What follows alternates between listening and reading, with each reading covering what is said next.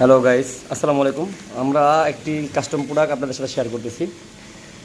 এই মুহূর্তে দেখতে পাচ্ছেন ইউ অটোমেশনের পাওয়ার রেগুলেটর। এখানে দেখা যাচ্ছে এসসিআর পাওয়ার রেগুলেটর। এটি আমরা এই মুহূর্তে অ্যাভেলেবেল এবং এটি আসলে আমাদের এই যে ইন্ডাস্ট্রি, এই যে মোল্ডিং, এই যে আসলে পলি সিস্টেম, এই যে আসলে প্যাকেজিং সিস্টেম, এই যে হিটিং সিস্টেম, এখানে আমরা এটি একটি 40 এম্পিয়ারের, এটি আমরা দেখাচ্ছি জাস্ট 40 এম্পিয়ারের একটি অ্যাভেলেবেল সাইজ। এটি মাল্টি সাইজের আমাদের কাছে অ্যাভেলেবেল।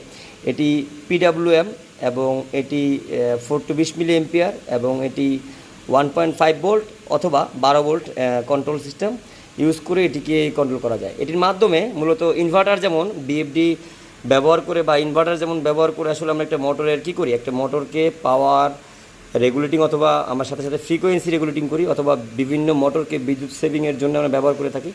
সো এখানে ইন্ডাস্ট্রিতে আসলে আপনি হিটিং সিস্টেমটার বিদ্যুতে আসলে সবচেয়ে ঝামেলার জায়গা থাকে এবং অনেক অনেক বড় বড় জায়গাগুলোতে দেখবেন আপনি যে এই হিটিং সিস্টেমটার জন্য প্রচুর পরিমাণ বিদ্যুৎ অপচয় হয় বা খরচ হয়। সো এক্ষেত্রে আমরা আরেকটি কন্ট্রোলার দেখাচ্ছি যা আপনি বাংলাদেশে সব জায়গায় অ্যাভেলেবেল পাবেন না, এটিও আমাদের কাস্টম।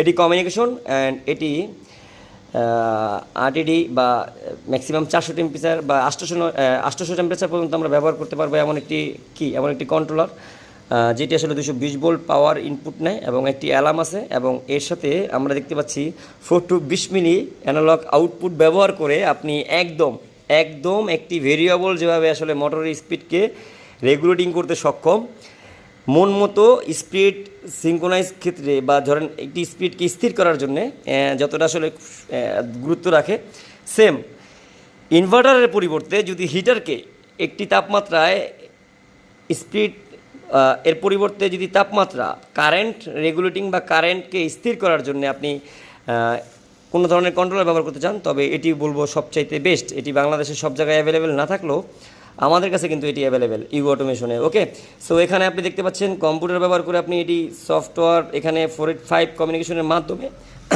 সব ধরনের ডিভাইসের সাথে আপনি একে কোলাবোরেশন করতে পারবেন বা একে মুডবাস কমিউনিকেশনে চালাতে পারবেন। ওকে, আর এরপরে যেটা হলো এটি আপনি কি করতে পারবেন, এটি আপনি 4 to 20 মিলি তো অ্যানালগ ব্যবহার করতে পারবেন, 10 ভোল্ট ব্যবহার করতে পারবেন এবং সবচেয়ে মজার বিষয় হলো এটি পিআইডির থেকে উন্নত এবং একেবারে পিআইডি যেমনটা আসলে বারবার সুইচিংয়ের কারণে বিদ্যুতের যেই বারবার যে আসলে চেঞ্জিং অন অফ বিদ্যুতের যেই ধাক্কাটা, এই যে ভেরিয়েশনটা, এটা যেমন আসলে আটকে যায়, এমন এটা যেমন আসলে কি হয়, এটা যেমন আসলে ফ্লেক্সিশন করে।